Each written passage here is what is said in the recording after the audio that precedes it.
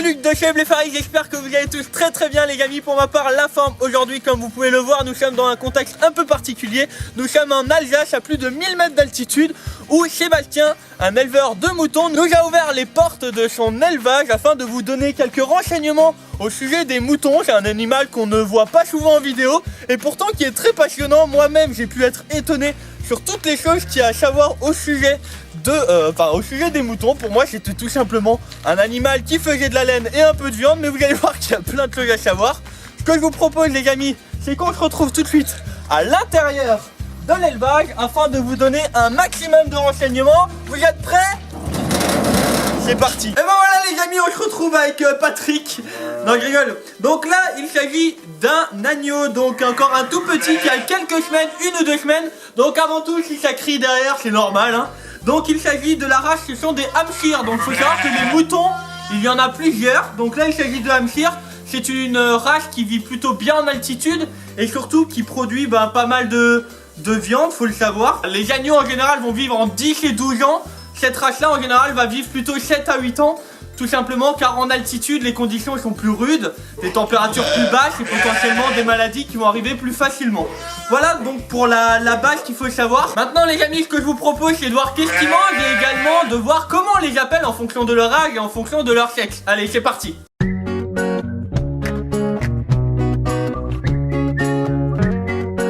Maintenant les amis, ce que je vous propose c'est d'apprendre un peu comment différencier les différentes dénominations. On va avoir des agneaux, des janelles, on va aussi avoir des brebis mais également des béliers. Tout ça c'est des moutons et pourtant il y a vraiment une différence. Pour commencer vous allez avoir les agneaux. Les agneaux vont tout le temps naître en étant tout noirs.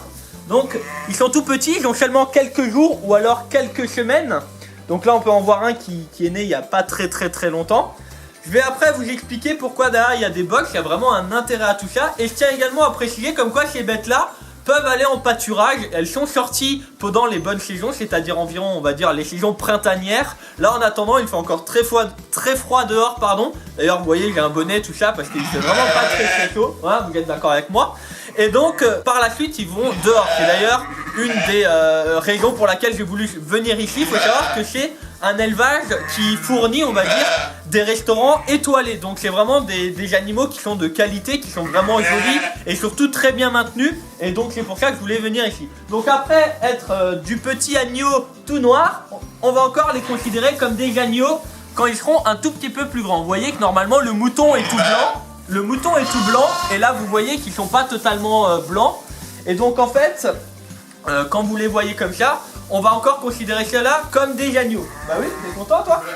La seule différence c'est que entre la femelle et le mâle, un bébé mâle ou un bébé femelle, pardon, on va y arriver, ce sera dans tous les cas des agneaux. Par contre si le petit au final est un mâle, on pourra le considérer comme un bélier, donc le mâle mouton on va dire. Par contre les femelles, après être au stade agneau, quand elle aura un peu moins d'1 an, on les appellera les janielles. C'est tout simplement pour différencier l'agneau des agneaux un peu plus grands. Donc les janielles, à partir du moment là, elles vont potentiellement avoir des petits. Donc les janielles, pour quelqu'un qui n'aurait pas compris, c'est elles. Vous voyez qu'elles sont quand même un peu plus grandes. Donc là, si vous voulez voir un peu, vous avez les agneaux.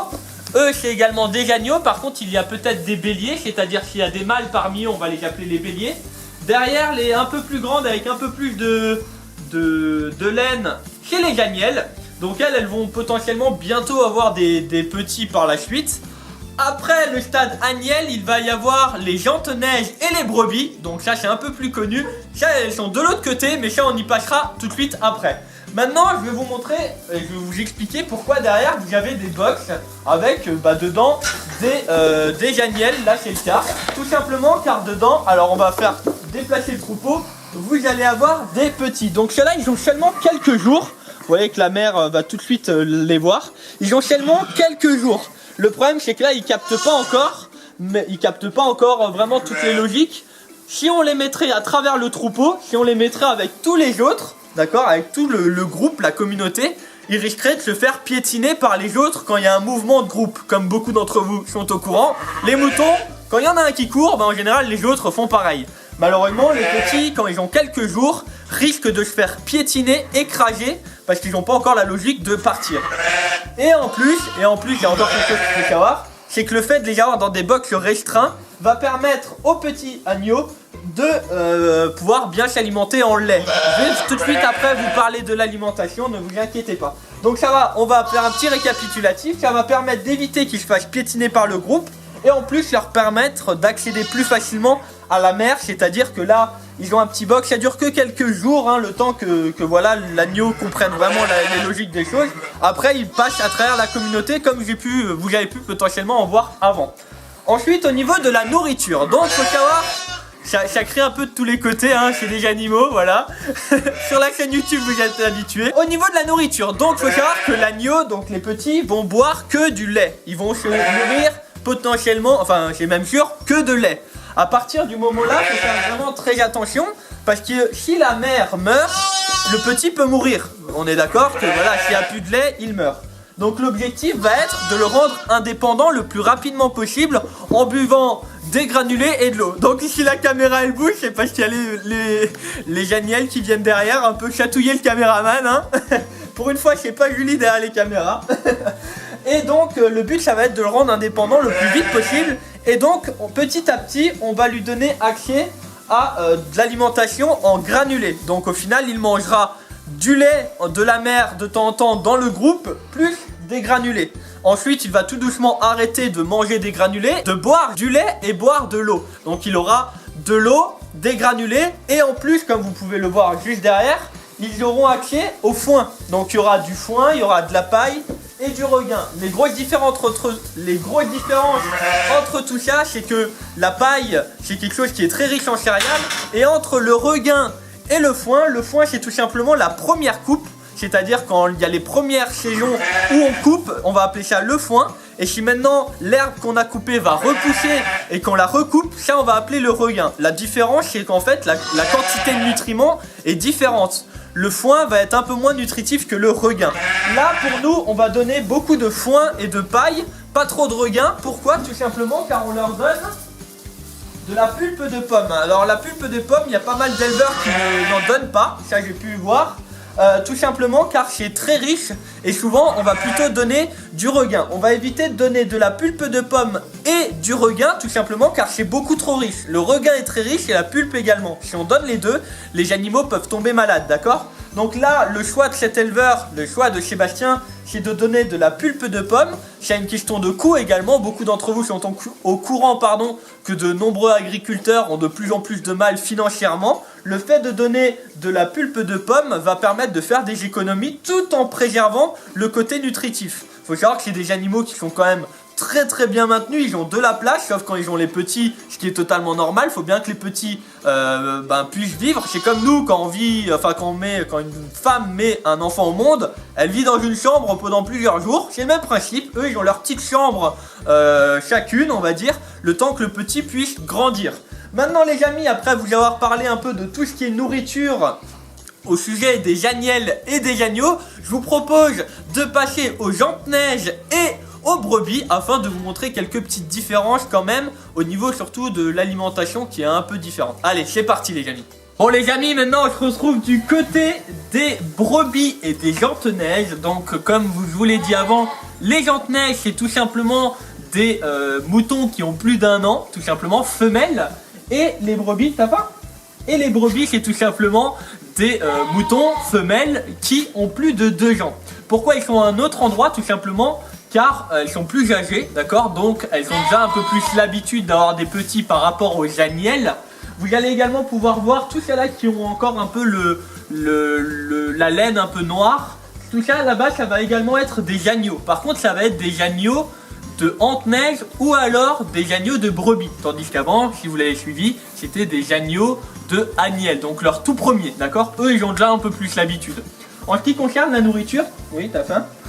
Eux, ils vont avoir à peu près pareil, ils vont avoir de la paille et du foin dans les jamangeoires. Donc ça s'appelle pas des mangeoires, ça s'appelle des jamangeoires. Vous en avez un de l'autre côté et vous en avez un au niveau central. Et tu m'écoutes? Tu regardes que je raconte pas de conneries, hein.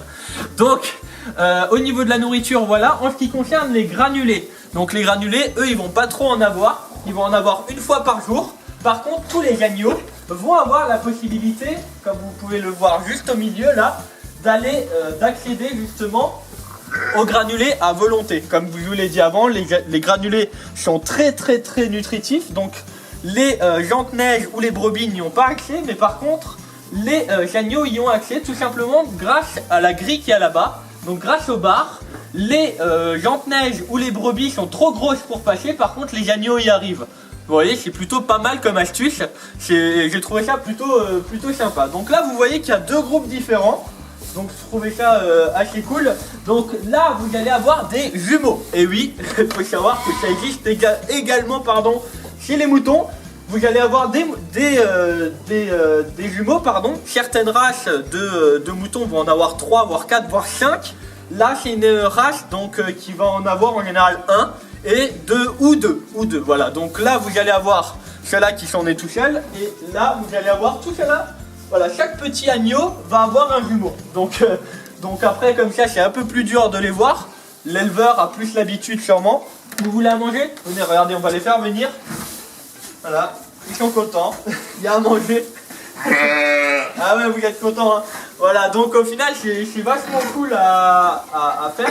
La gestation, une fois que la brebis, l'agnelle ou l'ante-neige a rencontré le bélier, je rappelle que le bélier est le mâle tout simplement, on aura peut-être la chance d'aller en voir tout à l'heure. La gestation justement des moutons femelles va être de 5 mois, d'accord? Une fois qu'elle va avoir le petit, donc quand le petit va naître, l'agneau va naître, en général il va mettre 30 jours à commencer à devenir assez autonome, mais surtout à arrêter de boire du lait. Et en général on appelle ça les agneaux de 100 jours. En général un agneau met entre 90 et 100 jours à devenir vraiment autonome. Donc vous comptez, ça représente à peu près 3 mois. Je trouve ça quand même assez sympathique.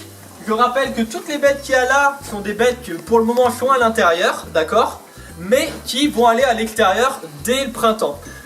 Il faut savoir que de nombreuses bêtes, tous les agneaux qu'on peut retrouver sont utilisés souvent pour la consommation humaine, comme les vaches pour le lait ou pour la viande, le bœuf, toutes ces choses-là. Donc après, il y a différentes manières de faire.